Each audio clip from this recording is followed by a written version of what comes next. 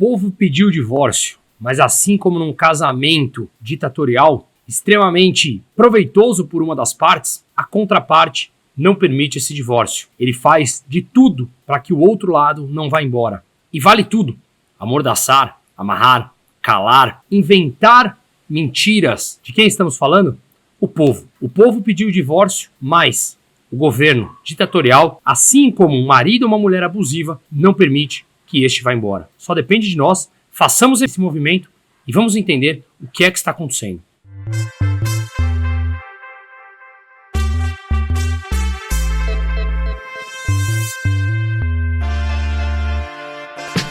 As recentes notícias não deixam dúvidas. A economia brasileira enfrenta um período turbulento, agravado por decisões políticas extremamente controversas. A inflação dispara, o real desvaloriza, investidores fogem em busca de segurança. Nesse cenário caótico, o medo de perder tudo nunca foi tão real. Mas onde muitos veem crise e desespero, você pode enxergar uma oportunidade de ouro. Apresentando o workshop Caos e Oportunidade, o Brasil e suas perspectivas financeiras. Esse evento é exclusivo e sua chance de entender o panorama atual e aprender a proteger e também tirar vantagem com o seu patrimônio em meio a tamanha incerteza. Com especialistas renomados em finanças e economia, Caos e Oportunidade oferece estratégias práticas para a gente navegar na estabilidade econômica, aprender a identificar oportunidades que apenas os mais atentos conseguem ver. Blindagem financeira robusta. Implemente táticas comprovadas para proteger seu patrimônio das garras de políticas econômicas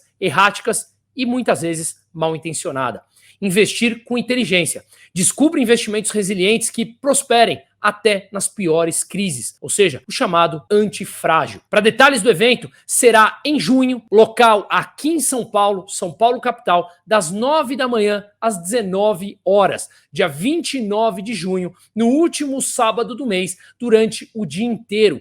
Evento promovido justamente para que tenhamos oportunidade não apenas de debater, mas entendermos toda uma nova perspectiva e, obviamente, fazermos relacionamento entre todos os envolvidos que pensam mais ou menos parecido. Não deixe o caos político e econômico decidir o seu futuro financeiro. Clique no botão na tela ou na descrição e inscreva-se agora. As vagas são realmente limitadas por lote, então fique atento e não deixe também essa oportunidade passar. Inscreva-se hoje e assegure seu lugar nesse evento. Apenas cadastrados nessa lista estão garantindo a sua vaga. Vamos juntos proteger o seu, o meu e o nosso futuro financeiro e comece a ver o caos como uma verdadeira oportunidade que muitas vezes passa na nossa cara. Por pior que esse governo esteja, ele ainda consegue piorar.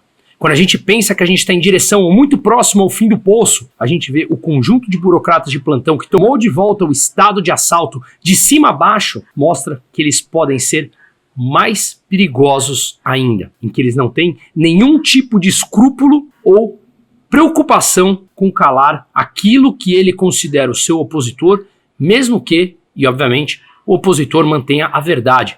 Eles estão dispostos a absolutamente tudo. E isso está cada vez mais claro. Em meio a essa triste realidade que a gente está vendo no Rio Grande do Sul, o único ponto que a gente pode tentar tirar de proveitoso disso é que sim, mais pessoas estão acordando que o Estado, ele é sempre a origem do problema, é uma relação ditatorial e abusiva e ele nunca é a solução. Muito pelo contrário.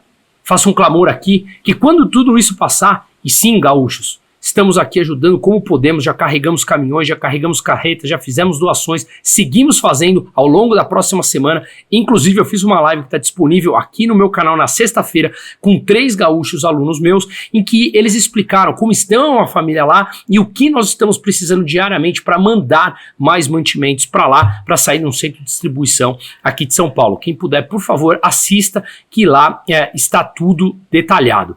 Pois bem, vamos falar um pouquinho mais sobre isso. Em meio a essa calamidade, o que nós vemos é esse governo assustador, que não deveria ser surpresa para ninguém, com obsessão em buscar apenas aquilo que eles consideram fake news, mas que é verdade. Já vimos que o Pablo Marçal conseguiu fazer com que a Globo derrubasse ou retirasse do ar um vídeo. Ele provou que a Globo News estava fazendo fake news. Mas não, nós aqui de canais independentes e da sociedade civil aqui e principalmente lá no Rio Grande do Sul, estamos mostrando a verdade. E justamente o governo quer condenar a verdade porque ele sabe que a verdade o incrimina. E ele quer colocar como fake news, e assim eu volto no cônjuge ditatorial que não permite que o outro lado, nós, o povo, a sociedade civil organizada, queiramos simplesmente nos divorciar desses burocratas, ditadores, corruptos que tomaram conta de cima a baixo do Brasil. O que eles estão é uma obsessão em calar a verdade. Assim como eu falo que a tecnologia ela é completamente descentralizada e se torna cada vez mais difícil que esses burocratas consigam calar a todo mundo, mais cedo ou mais tarde, a notícia verdadeira, a verdade aparece. A internet, a tecnologia descentralizada faz que, assim como você fecha a passagem de água de um rio, ela começa a achar os seus caminhos. E a gente vai encontrando meios de buscar e divulgar essa verdade. E aqui eu estimulo coragem, estimulem coragem, não retenham os fatos para si, mostrem a verdade do que está acontecendo, porque esse governo ele é ditatorial e não tem a menor preocupação em passar o seu rolo compressor por cima da população. Mesmo ao fazer tamanha calúnia em dizer que as verdades que nós mostramos são mentirosas, porque obviamente mostra a incompetência desse governo, para não dizer outras palavras. Portanto, eles estão aqui com uma forma de obsessão tremenda em calar a verdade para que a popularidade deles não siga em declínio. Mas a verdade está aí. Eu realmente acredito que a tecnologia, como eu falei, ela é descentralizada e não tem como pará-la. Eles podem sim retrasar esse processo, atrasar com que nós consigamos mostrar para a grande maioria que o Estado é a origem do problema. Mas eu acho que essa onda já está grande demais, o mundo já está sabendo e eles não conseguem mais parar. Podem atrasar, mas não conseguem mais calar. E aqui é onde eu quero focar essa nossa conversa, repito, em meio a essa tamanha tristeza, que é para mostrar que não tem como dar qualquer tipo de apoio a pessoas inescrupulosas que estão sem nenhum tipo de piedade com aquilo que está acontecendo lá no Rio Grande do Sul, com famílias, com homens, com mulheres, com idosos, com crianças, com animais, com o que quer que seja, passando sim as mentiras e querendo simplesmente sair numa foto. Aqui eu englobo o governo federal, aqui eu englobo uma série de pessoas do judiciário, que eu envolvo o legislativo, que a gente vai mostrar aqui com fatos, eu estou simplesmente narrando as notícias aqui, e aqui obviamente eu falo também de Rede Globo, com o senhor William Bonner, Daniela Lima, que foi para lá mostrar cara triste depois de sorrisinho daquele show da Madonna, daquele show de horrores, a céu aberto, mostrado em televisão em horário que podem sim estar crianças e adolescentes assistindo. Pois bem, nesse caminho já vimos coisas que não temos como expressar em palavras.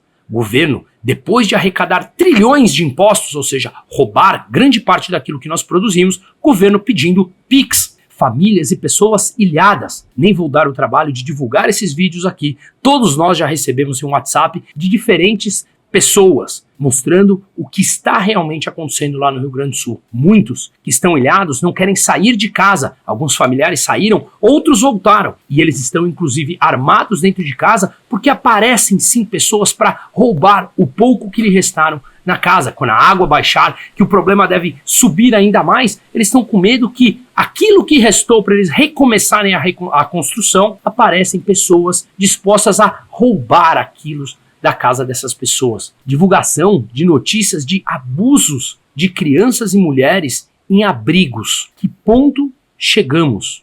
E o governo querendo se vangloriar disso. Obviamente eu já fiz um vídeo que tomou uma proporção que eu realmente não imaginava, mostrando aquela pseudo-jornalista Daniela Lima falando que não é a sociedade civil que está se organizando e salvando vidas, e sim o Estado. Pessoa completamente inescrupulosa, que não mede palavras para perceber a dificuldade de pessoas que estão há mais de 5 dias salvando os outros com água basicamente até a cintura, depois de terem perdido absolutamente tudo e deixarem suas famílias em determinados abrigos para poder salvar vidas de outros. Eu me predispus a ir ao Rio Grande do Sul, inclusive o Marcel Van Hatten, deputado que tem me ajudado demais, super ágil na comunicação, me passando tudo o que precisa de lá, falou, ele e tantos outros não precisem vir, porque nesse momento não precisa, porque justamente é mais gente tomando água, mais gente para dormir, e isso pode causar um problema maior, mas sim, daqui a pouco, quando formos recomeçar a reconstrução dessas 90% dos municípios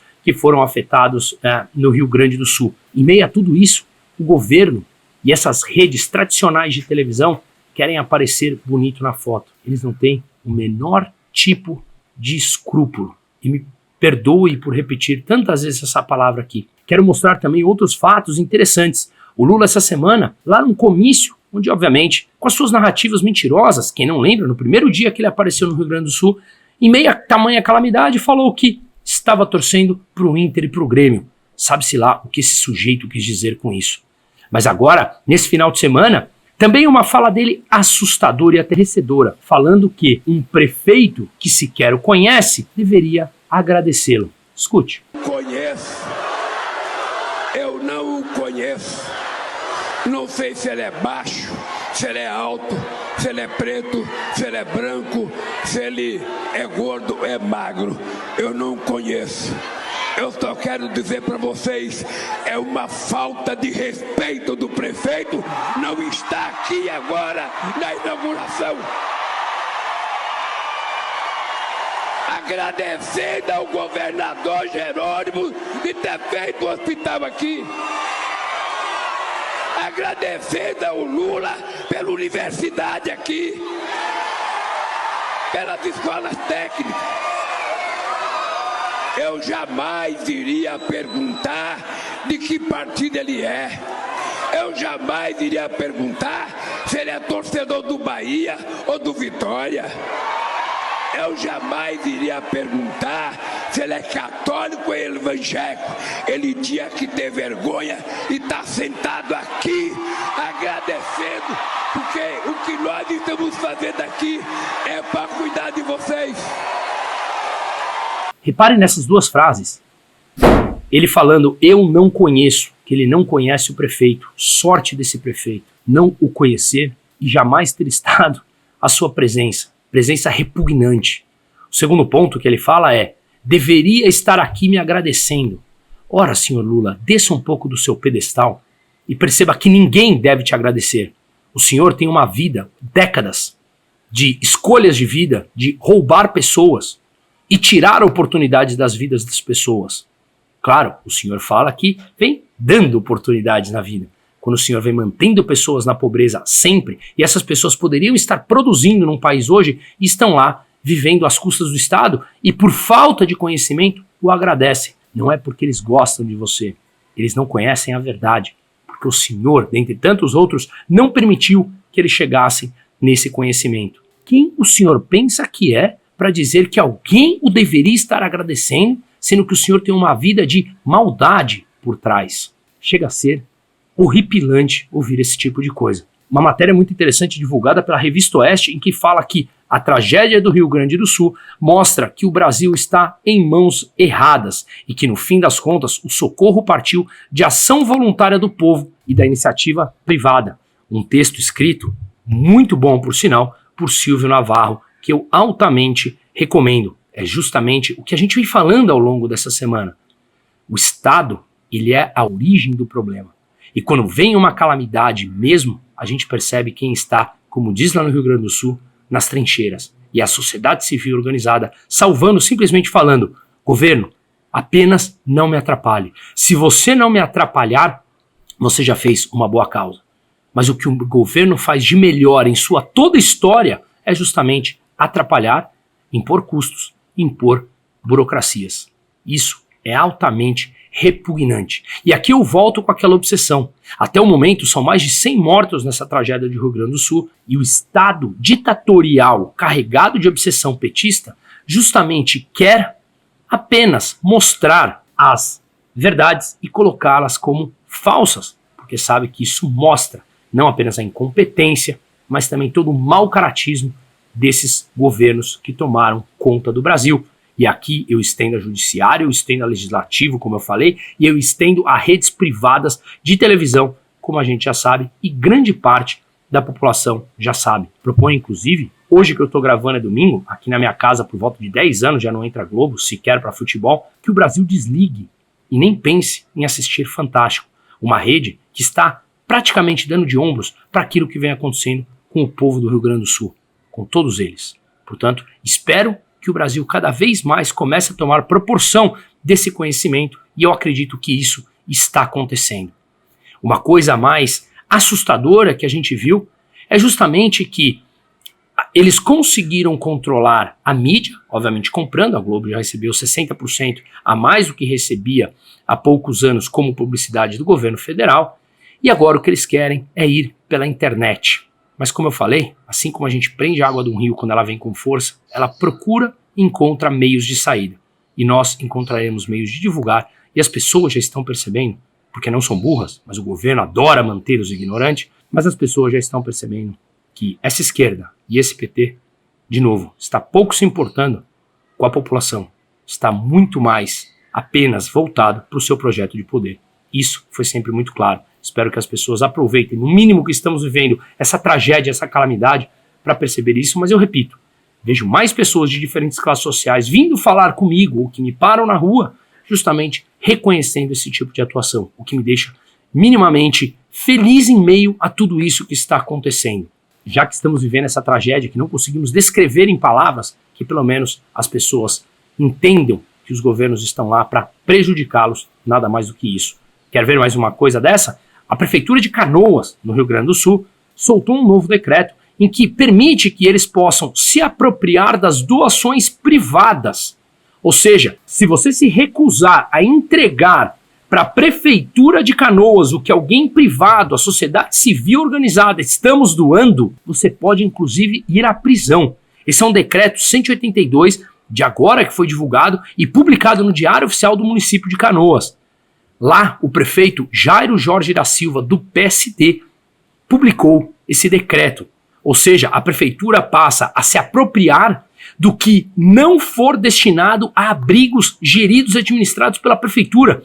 Ou seja, o governo sempre busca centralizar, porque ele no alto do seu pedestal acha que ele consegue controlar, distribuir melhor e ser mais adulto do que nós, nos tratam como eternas crianças. Quem não lembra o vídeo agora no começo desse que eu mostrei, o Lula falando que fica indignado que alguém não o agradece. É o alto do pedestal do ditador. Ele sempre acha que merece o agradecimento. Eles são repugnantes.